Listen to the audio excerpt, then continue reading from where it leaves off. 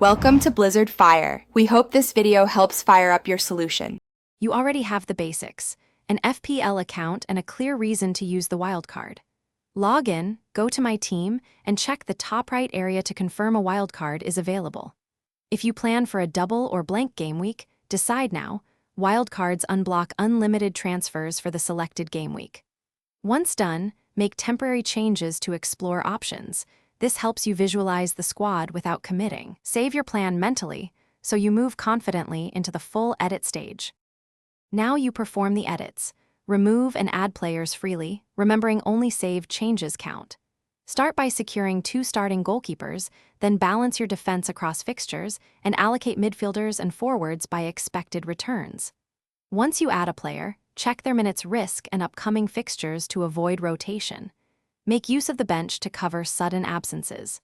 As you swap, track team value and avoid hitting budget limits. This preserves flexibility for future transfers and chips. Finish by reviewing the full squad and hit confirm transfers before the game week deadline. This activates the wildcard. Make sure your captain and vice choices align with the new picks. If the site returns errors, verify you haven't exceeded budget or added 2 identical players from the same club where rules forbid it. Fix the flagged line and resave. If the interface lags, reload the page, reapply your edits, and reconfirm. That simple retry usually resolves transient issues, so your wildcard. Thanks for watching. If you found this helpful, don't forget to like and subscribe.